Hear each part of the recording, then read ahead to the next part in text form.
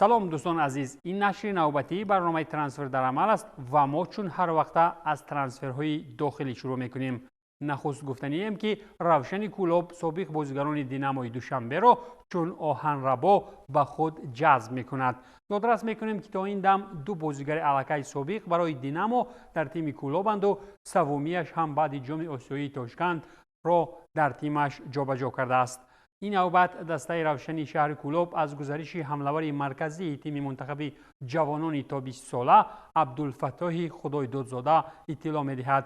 فوتبالبازی مذکور در گذشته در دسته‌های دیناموی دوشنبه، دیناموی برست بلاروس و لوکوموتیو پامیر شهر دوشنبه میدانداری می‌نمود. عبدالفتاح بعد بازگشت از چمپیونات آسیا که در جمهوری ازبکستان جریان گرفته بود، با تمرین‌ها شروع می‌کند. با طور جدی و خود را هم خیلی ادبی کرده میگویم که سابق فوتبالباز دوشنبه 83 سینا عبدالصمدوف با دسته ژادنوی بلاروس قرارداد همکاری به امضا رسانید. در تاجیکستان سینا عبدالصمدوف در دسته جوانان رگارتا داز و دوشنبه 83 هنرنمایی نموده است و چند سال اخیر باشد در روسیه در دسته‌های لیگ پایانی بازی می‌کرد. با اشاره از ترانسفرهای لیگ عالی میتوان گفت که در انجام دهی گزارش‌های ترانسفری نمایندگان لیگ یکم کشور هم کم و بیش فعالند. مثلا حسن رستموف شروع از موسم جدید کارنامه فوتبالیش را در هیئت نماینده لیگ یکم کشور دسته هولبوک واسه ادامه می‌دهد.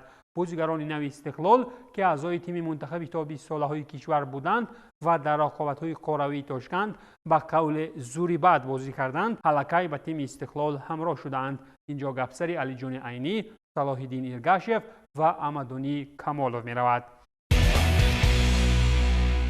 اکنون می‌گذریم به مطلب‌های ترانسفری بیرون از کشور. باشگاه برزیلی اینترنشنال نسبت زنیت به فیفا شکایتنامه ارسال می‌کند و این هم از برای گزارش یوری آلبرتو به کارینتیانز میباشد. چطور گلوبال اسپورت می‌نویسد از روی نقطه‌های گزارش آلبرتو به زنیت، تیم اینترنشنال باید که 10% از حق خریداری من بعده بازیگر را به دست می‌آورد. اما تیم روسیایی بعد گزارش یوری به کارینتیانز این پول‌ها را پرداخت نکرده است. محض به همین خاطر اینترنشنال آماده آن است که به فیفا مراجعت کند. این جنجال‌های شکایتی هم نوابسته به آنکه ارتباط ترانسفری زنیت و کارینتیانز در دایره عوض‌شوی بازیگران عملی شده است. برای مراجعت به فیفا اوید چنین قاعده ویران‌کنی‌ها مهلت معین وجود ندارد. اینترنشنال باشد سر از آغاز گفت و شنیدها در آخر سال 2022 میان زنیت و کارینتیانز نسبت این قضیه پیگیری میکند. یادداشت میکنیم که باشگاه روسیایی به تیم اینترنشنال 25 میلیون یورو برای یوری پرداخت نمود. در دایره ارتباطی ترانسفری میان زنیت و کارینتیانز نسبت آلبرتو، دفاعگر رابرت رنان و بازیگر تک‌هگاهی دو کیروس شامل شدند. غیر از این باشگاه روسیایی حق خریداری بازیگر 17 ساله پدرو دو سانتوس را به دست آورد. موضوع دیگری ترانسفری که منظورتان میکنیم سرشار از اگر میشد و اگر میبود است. بیایید به عمق موضوع نگریم. کراسنودار یک زمان میتوانست ویکتور اسیمخان را برای عوض 12 میلیون یورو در سال 2019 خریداری نماید. خود حمله‌ور هم راضی بود ولی لیل از برایش پولی بیشتر پرداخت نمود. کراسنودار با دسته آن وقت اسیمخان یا خود شارل روا گفت و شنیدها داشت و این ملاقات‌ها هم از ماه اکتبر سال 2018 شروع گردیدند. ارزش ترانسفری مدام بیشتر می‌گردید، اما تابستان سال 2019 جانب‌ها با ارزش 12 میلیون یورو به موافقه رسیده توانستند. اسیمخان را نیز این وریانت راضی می‌نمود ولی بناگاه پیشنهاد تیم روسیایی را بر زمین زد. اطلاع می‌دهد سامانه چمپیونات.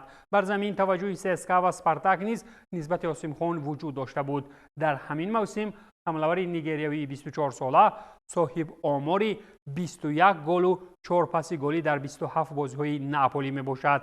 محض به شرافت چنین آمارهای پرآب و رنگ نزد اتاق یاری اورلیو دی لورنتیس تنبشوی ماشین‌ها از تیم‌های چون سیتی، چلسی، پس‌ژی و MU زیاد به چشم می‌رسد. باوریا باشد در نوبت خود هیچ وقت به خودش اجازه نمی‌دهد که برای یک بازیگر و این هم بازیگر افریقایی بیش از 100 میلیون یورو مصرف نماید. از روی معلومات ژورنالیست اسکای اسپورت دیچلند فلوریان پلاتنبرگ، بهر این حمله‌وری 24 ساله منچستر سیتی، چلسی، پی اس جی و منچستر یونایتد به رقابت پرداختند و لکه با سیمخون گفت و شنیدهای اولیه نیز گذرانیدند.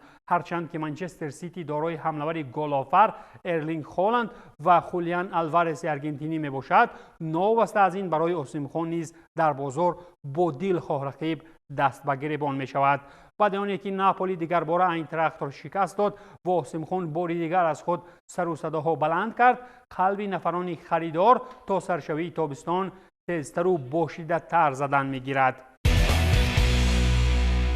منچستر یونایتد باشد بعد دستکشی از ترانسفر کین در تابستان آماده پیشنهادی 120 میلیون یورو برای بازیگر می باشد که در تابستان چون فوتبال باز آزاد تیمی نو یافته بود. این فوتبال باز اشتباه کننده اساسی فینال قطری بود. نامش رندل کولو موانی می باشد که در صف اینتراخت فرانکفورت بازی می کند. نسبت این بازیگر همچنین پی اس جی همیان کلان گشودنی است. شماره نشریه آلمانی بیلد می نویسد تابستان امیو اولین دسته خواهد گردید که اوید گزارش حمله‌وری اینتراخت و منتخب فرانسه پیشنهاد رسمی ارسال می کند و طبق خبرها وعده انگلیسی 120 میلیون یورو ارزش پیدا می کند. اینتراخت هم به مثال تیم‌های هلندی و پرتغالی در بازار زیرک شدن است و در صورت ناآمدن پیشنهادی تا 100 میلیون یورو با هیچ کس گپ نمیزند. در همین موسم قبرکنی ناموفق امیدهای مسی در قطر که 24 سال دارد 16 گل و 12 پرتافت گلی از 34 بازی‌های اینتراخت در همه مسابقه‌ها به کف کرده چطور اشاره شد تابستان قبلی به پول شامل فوتبال آلمان شده بود.